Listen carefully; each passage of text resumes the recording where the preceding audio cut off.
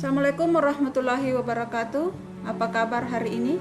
Ya, semoga semuanya dalam keadaan sehat walafiat sehingga bisa belajar bersama kembali dalam channel Setija Belajar. Nah, sebelum pembelajaran dimulai, terlebih dahulu kita berdoa sesuai dengan agama dan kepercayaan masing-masing.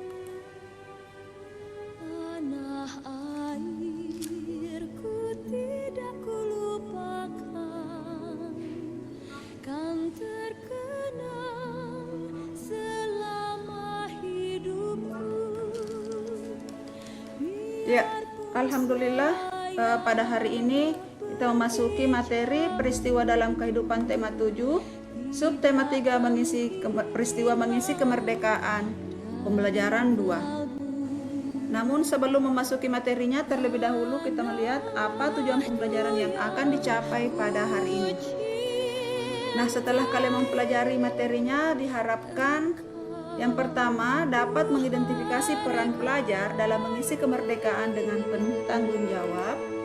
2. Dengan mencari tahu, siswa dapat memahami peristiwa pengkristalan dengan penuh kepedulian.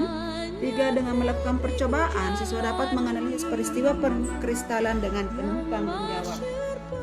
4. Dengan membaca, siswa dapat mengidentifikasi ragam seni rupa daerah dengan penuh kepedulian.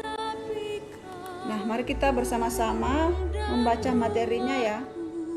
Setiap warga negara Indonesia berkewajiban mengisi kemerdekaan dengan kegiatan-kegiatan yang positif sesuai dengan peran masing-masing di dalam masyarakat. Demikian juga dengan pelajar. Peran apa yang bisa dilakukan sebagai pelajar untuk mengisi kemerdekaan? Nah, mengidentifikasi ide pokok dan kosakata tidak baku berdasarkan teks. Ide pokok adalah pokok permasalahan yang ada di dalam sebuah teks. Langkah-langkah menentukan ide pokok adalah sebagai berikut. Yang pertama, membaca teks secara utuh dengan seksama. 2. Memahami topik teks. 3. Memahami isi dan hubungan antar kalimat dalam setiap paragraf. 4. Menentukan kalimat utama pada setiap paragraf. 5. Mencatat hal-hal penting dalam setiap paragraf. 6. Jika belum memahami isi teks, bacalah teks tersebut secara berulang. Perubahan wujud benda atau mengkristal. Umumnya, proses mengkristal terjadi akibat dipengaruhi suhu yang sangat dingin. Contoh peristiwa mengkristal yang dapat dijumpai dalam kehidupan sehari-hari adalah pembentukan kristal es dari uap air yang sangat dingin.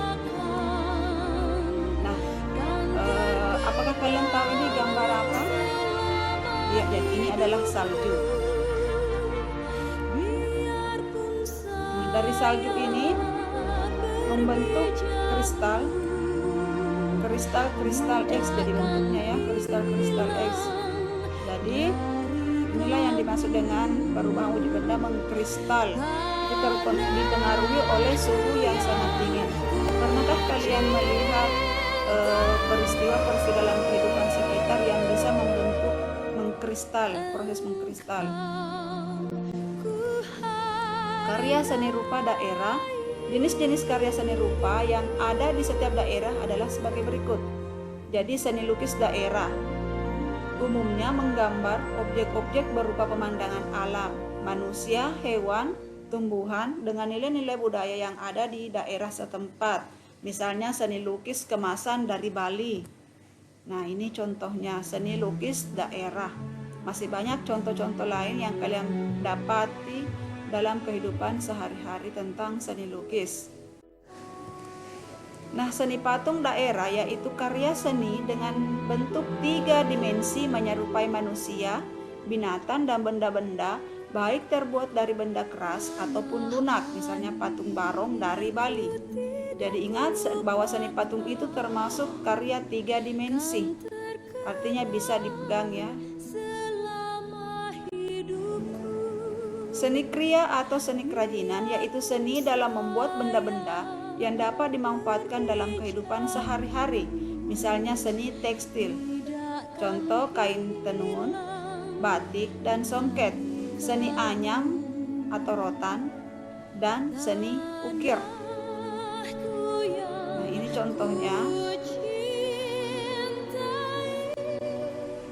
Ya, demikianlah materi pada hari ini.